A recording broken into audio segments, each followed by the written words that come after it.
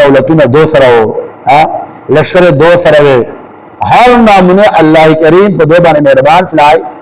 او دور زیات انتهایی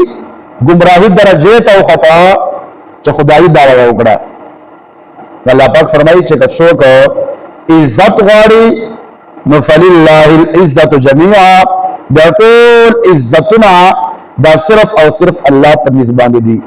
الله کریم خواته دي او بلکہ اللہ کریم ارشاد فرمائی 17 سپارہ دا سورۃ الحج آیت نمبر 18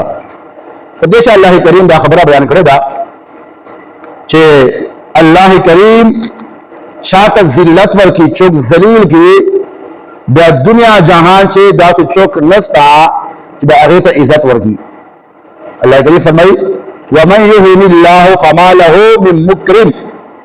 چوک اللہ کریم ذلیل کی شاعت اللہ پاک ذلالت ور کی اللہ پاک فرمائے فما لہو من مکرم بیادی پارا ہی چوک نستا چھ عزت ور کی اور بجائے اللہ کریم فرمائی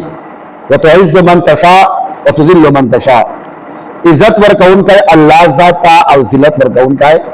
اللہ ذات تا بہانا کا شوق دعوی چھ عزت لا پہ پیسو چدا لا پہ گاڑو بنگلو چدا اللہ پاک فرمائی نا من کان یرید العزت فللہ العزت جميعا تو چوک عزت غاڑی ندا طول عزت دا صرف اور صرف اللہ خواتا دا نیک اعمالو کا اللہ پاک فرمائی دا بزداتا عزتنا درد شریعت پلارے بندروان سا دا بزداتا عزتنا درد حدیث مبارک تا حضرت جبیر بن نفیر رضی اللہ تعالی عنہ فرمائی شکلا قبرس علاقہ فتفلا دائرہ علاقہ وا مسلمانان و کافران و بدیبان جانگو قبرس نام ہو نو حضرت جبیر بن نفیر فرمائی شکلا قبرس علاقہ فتفلا نو حضرت ابو دردہ رضی اللہ تعالی عنہ ما وقت لائے صحابی رسول اللہ مشہور صحابی دا ابو دردہ رضی اللہ فرمائی وہ چانڈتا ناستا اور فضوا باندرا زاری محمد جبیر بن نفیر رضی اللہ تعالیٰ عنہ فرمائی کہ زور علامہ طویلہ اے ابو دردہ رضی اللہ تعالیٰ عنہ نن خود خوشی رجدہ خوب رس علاقہ مرا فتح کرے دا کافران تا مرا شکست ور کرے دا بدون خوشی پر کارا دا تزارے والے حضرت ابو دردہ رضی اللہ تعالیٰ عنہ فرمائی کہ اے جبیر بن نفیر رضی اللہ تعالیٰ عنہ قبرس علاقے سے دیر غٹ دولت من خلق ہو دیر غٹ سرداران ہو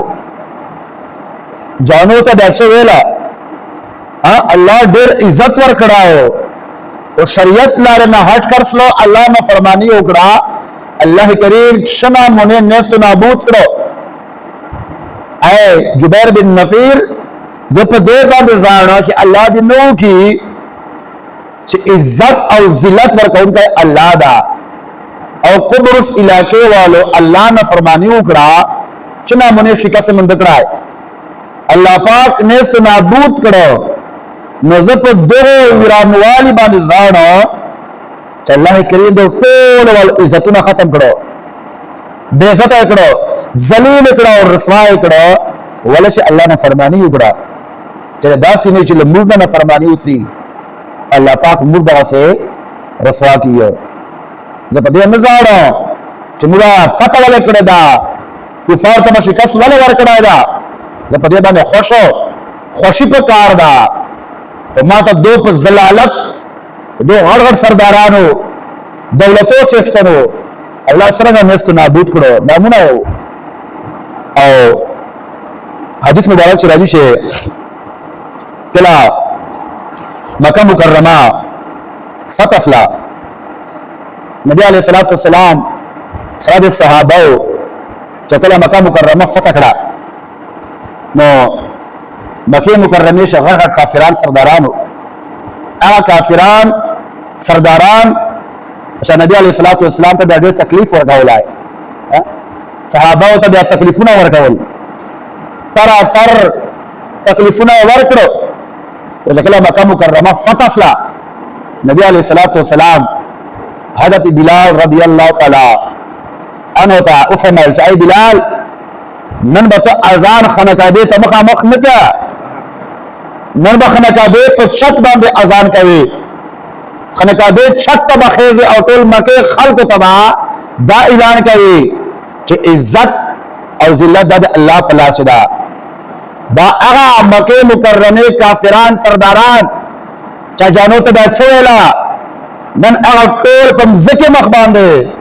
نبی علیہ الصلوۃ والسلام ته متوجہ دي او نبی علیہ الصلوۃ والسلام حضرت بلال رضی اللہ تعالی عنہ تا فرمایا اے بلال کا بے چھت تو خدا اور ان بتو اذان کا بے چھت باندې کوي